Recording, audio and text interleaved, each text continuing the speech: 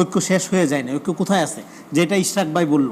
দেখেন আওয়ামী লীগের বিরুদ্ধে আজকে আওয়ামী লীগ ঘোষণা দেখ যে তারা নামবে, কোনো কর্মসূচি লাগবে না, অর্গানিক আন্দোলন গড়ে উঠবে। আওয়ামী লীগের বিরুদ্ধে এই যে অর্গানিক একটা রেজিস্ট্যান্স ক্যাপাসিটি জনগণের মধ্যে তৈরি হয়েছে, that is our revolutionary spirit. এইবার এই স্পিরিটটাকে আপনি কীভাবে রাষ্ট্র গঠনে কাজে লাগাবেন সেটা হলো চ্যালেঞ্জিং প্রশ্ন।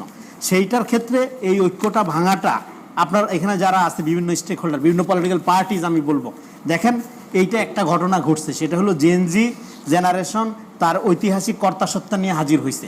এতদিন সে তার বাপ দাদার ইতিহাসে ছিল, দাদার ইতিহাস ৭১, বাপের ৯০, তার ইতিহাসে সে জীবন দিয়ে নিজেকে প্রতিষ্ঠা করছে। এখন ওল্ড মডেল পলিটিক্সে যেটা হয়, যে পলিটিক্যাল পার্টিগুলো তারা ৯০-এর ফ্রেম দিয়ে যদি দেখে, ৬৯-৭১-এর ফ্রেম দিয়ে যদি দেখে এটা হবে না। এইটার মধ্যে ঘটনাটা কি ঘটছে, উই রিভোল্ট টু বিদায় পৃথিবী, এই তো আপনার ন্যারেশন। হ্যাঁ, তো এই জেনজি যে আপনার নিঃস্বার্থভাবে পলিটিক্সটা করলো, হ্যাঁ মানে পলিটিক্স করলে জন্য সে লাল নীল বই পড়ে নাই, কিন্তু তার যে ঐতিহাসিক কর্তাসত্তা সে হাজির হইল। এবং যারা আন্দোলনের নেতৃত্ব দিচ্ছে তারা আবার একটা জিনিস মিসরিড করছে, সেটা হলো তারা অভ্যুত্থানটাকেই ধরে নিছে রাজনৈতিক বন্দোবস্ত হয়ে গেছে। না, অভ্যুত্থান মৌলিক বিষয়ের প্রতি সবারই ধরনের ঐক্য ছিল, মানে শেখ হাসিনার পতন, সেই কারণে ঐক্য হয়েছে এবং হাসিনার পতন হয়েছে। তার মানেই পলিটিক্যাল বন্দোবস্ত, যেটা আমরা নাম দিচ্ছি পলিটিক্যাল বন্দোবস্ত, কথাটা আমি পছন্দ করি না, এটা এনজিও টার্ম।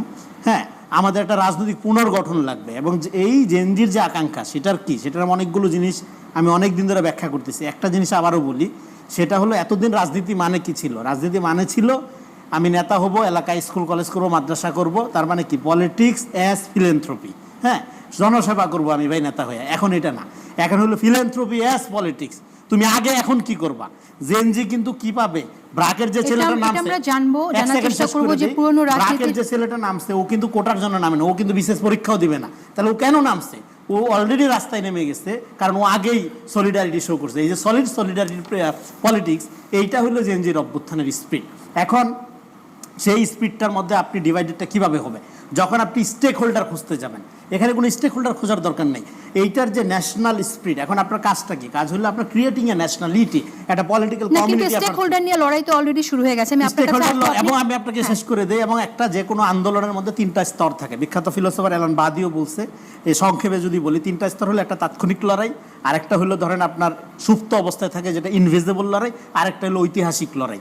এই 3টার কম্বিনেশনের মধ্য দিয়ে একটা লড়াই চূড়ান্ত পরিণতি লাভ করে। আমি মনে করি এই অভ্যুত্থানটা একটা প্রাথমিক অর্জন মাত্র। আমরা এখন একটা লেট ফ্যাসিজম পিরিয়ডে আছি, যেটা সবিকভাবে বললো আসলে ফ্যাসিজমের সমস্ত ইনস্ট্রুমেন্ট আপনার অ্যাক্টিভ আছে, একদম পুরা চূড়ান্ত মাত্রায় অ্যাক্টিভ আছে তাদের সামর্থ্য অনুযায়ী। তো ফলে এখন এই আন্দোলনটাকে আপনার এটাকে যেটা বলে যে সুপ্ত অবস্থায় এটা বিকশিত করতে হবে, এই স্পিরিটটাকে।